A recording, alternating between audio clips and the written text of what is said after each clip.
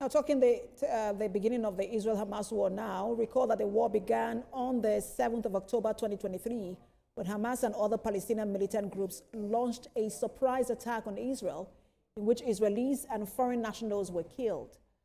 Some others were taken hostage with the stated goal of forcing Israel to release Palestinian prisoners. Nweke is a global affairs analyst. He joins me from Brussels, Belgium, to discuss talks in Egypt to find an end to the Israel-Gaza war. Good to have you join us, Nweke. Thank you, Precious. Thank you for having me. Tomorrow, October the 7th, will mark 2 years of the Israel-Hamas war. What do you make of where things stand? Well, where things stand based on Trump's latest threats is clearly an escalation. You do not actually achieve a long-lasting peace with, languages that tend to, escalate rather than actually calm down the situation. So when he talks about obliteration of Hamas, if they do not, give up power, I do not know how that can help, the peace, the much needed peace. Of course, one would expect that, what he's essentially doing is trying to, speak to his electorate because he happens to have a core, a support group that actually sees flexing of, power as the best way going forward. But it doesn't work that way in diplomacy. But ultimately, I believe that Trump is not alone there in terms of, different stakeholders driving this peace process. And at some point, diplomacy, which is actually the way forward, will take in and language tempered. Wouldn't that threat, or wasn't that threat made from perhaps a position of understanding that Hamas doesn't have so much leverage at this moment, when you also see the sort of support that has been galvanized in the Middle East for the peace proposal? For example, Egypt has supported it. And we also see that Iran, shockingly, also we heard from the foreign minister also supporting it with a caveat anyway. But I mean, that also almost puts Hamas in a position where it looks alone. It doesn't quite look that way. I mean, ordinarily, you might, begin to feel that indeed Hamas is becoming unpopular as a consequence of, the different support that the American anchored the peace process, is taking.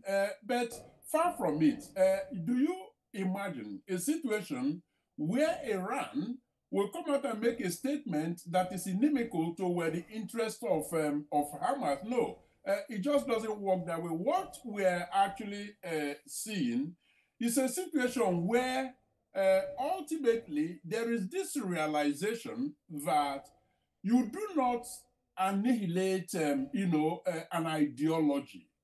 Because, these things have a way of actually circling back and create even more mayhem. So lasting peace has to be built on languages that are soft.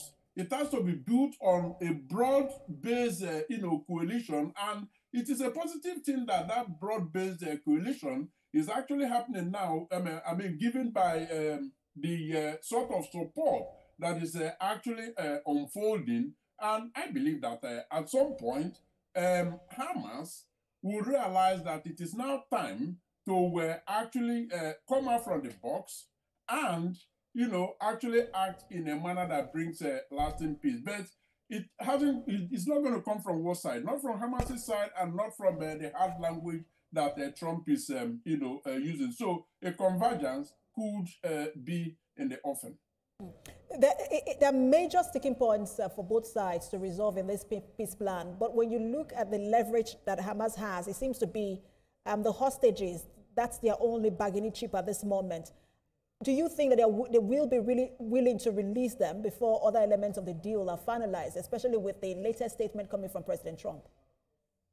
That's going to be a hard one because indeed Hamas realizes what we've just talked about, that their bargaining chip is the hostage.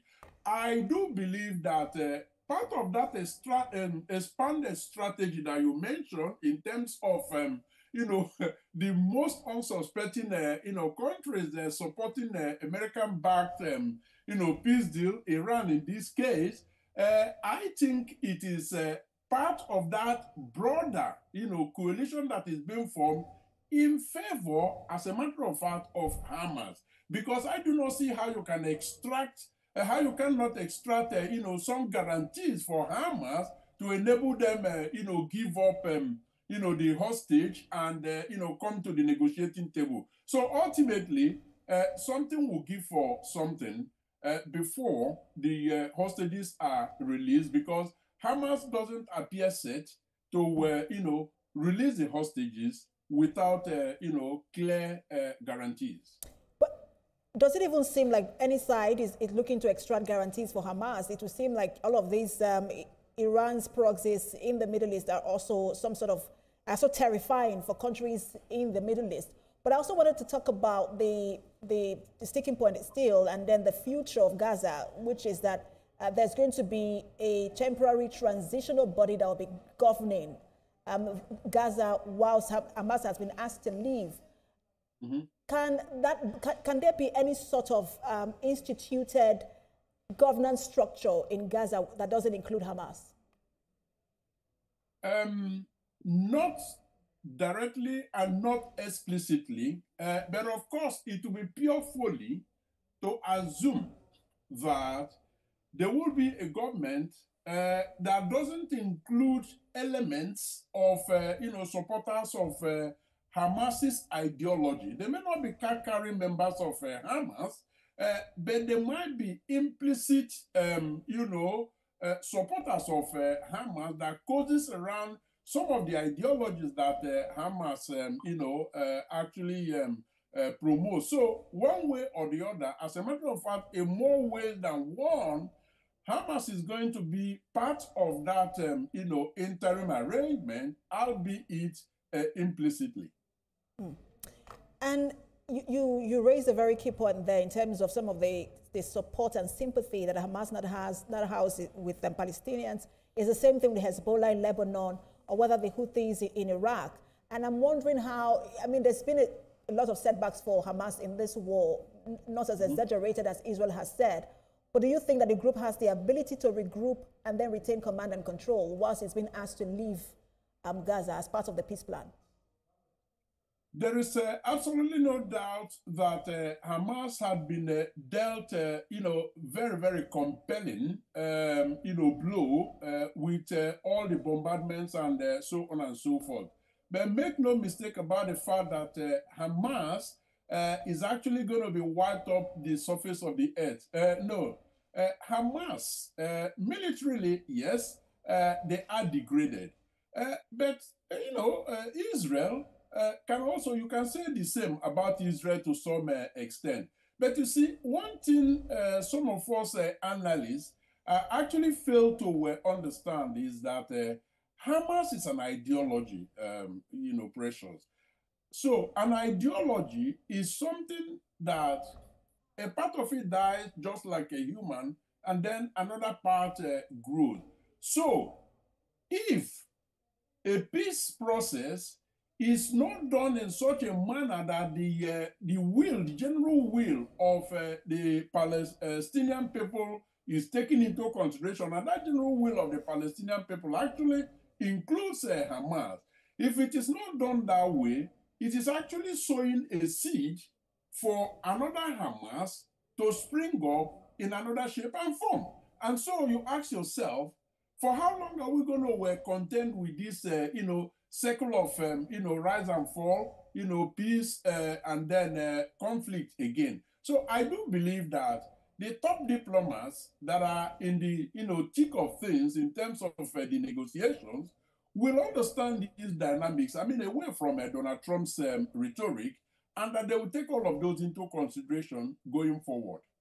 And I'm sure intelligence agencies are also involved in this as well, in terms of looking at whether there will be splinter groups, as we've seen over time. Thank you so much for your time. As always, a pleasure to have you on. Collins Nweke, Global Affairs Analyst. Thank you, Precious. Always a pleasure.